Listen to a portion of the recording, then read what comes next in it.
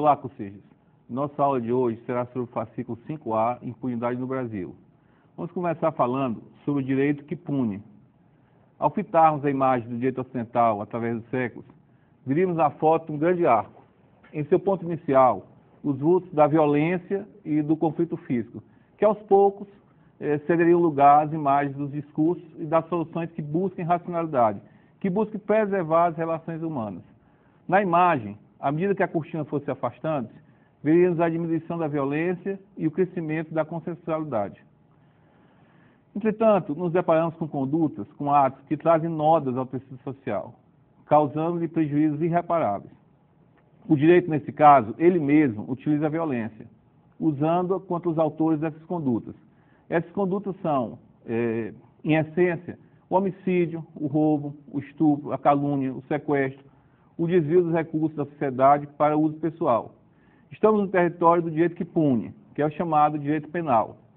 O julgamento, sobretudo em seu extremo, que resulta na punição, e ainda mais, na punição enunciada em pena de privação de liberdade, quando a pessoa perde a liberdade dela e vai para a cadeia. A cadeia que é sempre um ambiente dantesco, um ambiente horrível. Essa punição ela guarda sempre um sabor religioso, dos tempos dos começos, misturado com o sabor da vingança, que é sempre um sabor ambíguo.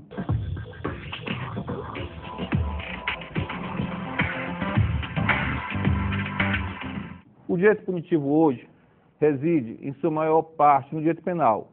O direito penal é o direito que pune. No tocante à corrupção, esse lado da corrupção, o direito administrativo também tem lá seu elenco de penas, algumas até bastante duras, bastante invasivas na esfera pessoal. Essas penas estão previstas na Lei de Improbidade Administrativa, que é uma lei de 1992.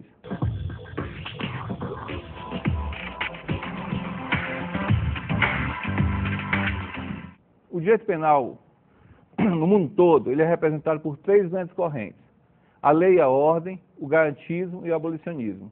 A corrente chamada da lei e da ordem, ela quer o endurecimento das coisas, ela quer o endurecimento do mundo, ela quer o endurecimento das penas, mais condutas a serem taxadas de criminosas, consideradas criminosas, penas mais graves, restrição ao direito de defesa e julgamentos rápidos. A mentalidade que alimenta essa corrente é a de que, para esse nosso mundo se tornar melhor, o que nós estamos precisando é punir mais gente e com mais severidade. E há uma crítica a essa corrente. E a crítica a essa corrente é a de que, nesse afã, nessa vontade, nessa ansiedade de punir, pune-se errado, pune-se inocente. E a onda punitiva, essa maré de punição, conforme as estatísticas cabalmente demonstram, atinge de cheio quem? Os pobres. Então, é punir os pobres. Nós não temos um conceito de polícia, um conceito do sistema repressivo claro. O Estado, nessa corrente da lei e a ordem, ele já não constituiria uma garantia, mas uma ameaça para a segurança dos cidadãos. Conforme essa crítica, o mundo não precisa de mais punição, mas sim de melhor distribuição do produto social e melhor aproveitamento de uma fabulosa tecnologia que nós dispomos. Seria mais ou menos assim: o mundo é bom, o mundo produz coisas boas, mas a distribuição está errada.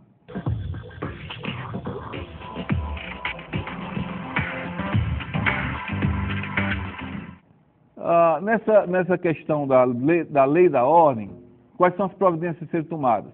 Aumento das cadeias, como por exemplo nos Estados Unidos, uma das unidades do ambiente dos investidores, da Bolsa, é a construção de cadeias, a construção dessas verdadeiras jaulas. O que a gente tem que deixar claro, tem que estar divertido, é de que nós não podemos eleger a vingança como nosso programa social e colocar cada vez mais pessoas no encarceramento. Onde é que nós vamos parar? Vamos começar a mandar para a cadeia mais e mais pessoas, mais e mais segmentos sociais. Onde é que a gente vai parar? Nós vamos botar a nossa juventude, a juventude brasileira na cadeia? Onde é que a gente vai parar com isso? Essa é a resposta que a gente vai dar. Nós vamos eleger a vingança como a nossa resposta. É só isso que nós podemos fazer? Então essa é a crítica que se faz a essa corrente da lei e da ordem.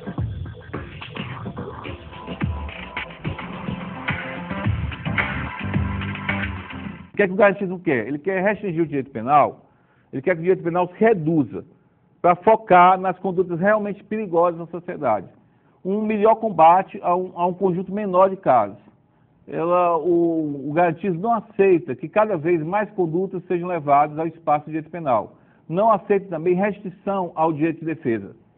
Essa crítica não nos deixa de lembrar que a sociedade ocidental, isso é fundamental, nasceu de dois grandes erros de julgamento, Sócrates e Jesus.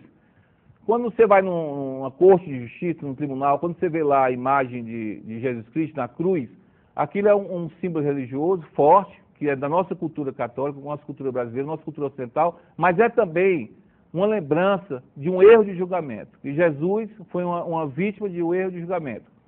E esses erros de julgamento, o sofrimento de penas cruéis, geraram mais dores e mais desesperos para os seres humanos do que as próprias condutas as quais pretendiam combater.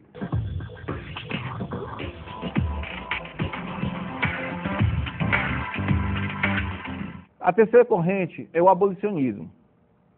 Ela prega o fim do direito penal. Ela diz que nós precisamos de algo melhor do que o direito penal. A humanidade merece algo melhor do que o direito penal. Ela afirma que o direito penal nunca resolveu problema social nenhum, além de ter inventado os acusados. O direito penal inventou que as mulheres eram culpadas, na época das caças às bruxas, os homossexuais, eles tentaram corrigir a homossexualidade através de direito penal. E a ficção, de até apresentar o direito penal como solução para a sífilis. A repressão, por sua vez, é quase sempre ineficaz. Quando você fala em repressão, você nunca pode pensar que a repressão vai conseguir punir grande número de pessoas. Ela pune sempre uma pequena percentagem de crimes, que são escolhidos ao sabor do acaso, ao sabor de circunstâncias, ou ao sabor, o que é pior ainda, de escolhas pessoais de quem se encontra na posição de perseguição. E como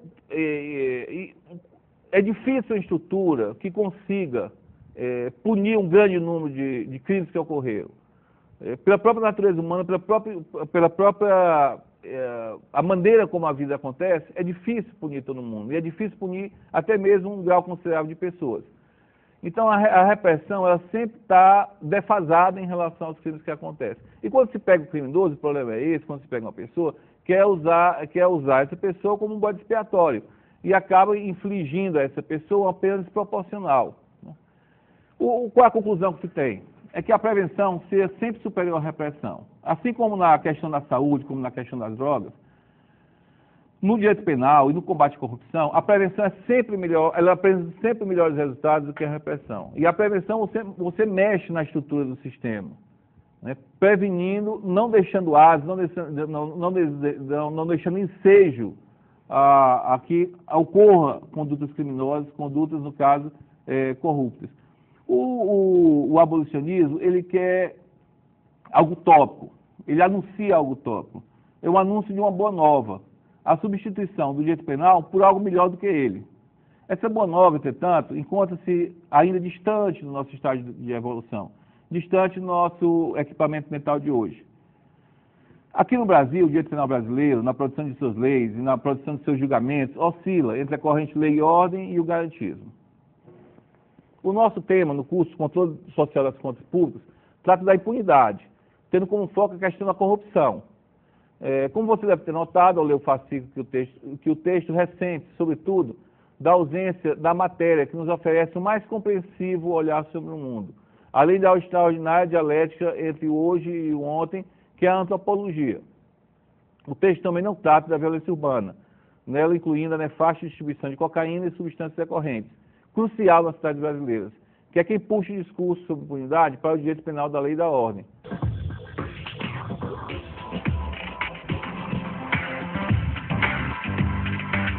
Vamos falar agora especificamente de corrupção. Bill Gates, aquele cara que é o homem mais rico do mundo, ao conceder uma longa entrevista sobre a sua vida, não quis comentar sobre sua casa à beira do lago. A casa é linda. Admitiu que já não mais se orgulhava daquele castelo. Ele tomou consciência de quão excessiva é sua residência em comparação com a questão habitacional no planeta Terra. Um afortunado empresário paulista narrou numa entrevista na Folha de São Paulo que contratou um arquiteto para desenhar a casa de sua filha que ia casar. A filhota dele ia morar na Europa, acho que na Holanda ou na Dinamarca. E o noivo dela, o holandês dinamarquês, surpreendeu-se com o projeto, porque a casa seria, na sua cultura, enorme, e proibida pelas leis do seu país. Não precisava de uma casa tão grande. O que uma casa grande exige, em espaço e material, retira de outras pessoas que também precisam de casa. Aí aqui está a questão. As riquezas do mundo são uma só. As riquezas do mundo são uma só. As riquezas do mundo são uma só. E estão concentradas. A produção dos bens é o resultado de um ciclo social. Todos participam, todos trabalham nas várias etapas. E todas as pessoas querem participar, todo mundo quer emprego, todo mundo quer emprestar um sentido à sua vida. Entretanto, a apropriação desses bens, esses bens que foram produzidos coletivamente, é particular. A distribuição já se encontra previamente determinada pelo sistema. A lógica privada, do acúmulo individual, do consumo individual, toma lugar e rouba a cena. Pessoal, carrega uma vaga inocência. Quem nunca, ao se acordar para o novo dia, teve que se entender com esse carrasco, a concentração de renda. O primeiro ponto para se falar sobre a corrupção reside na concentração de renda.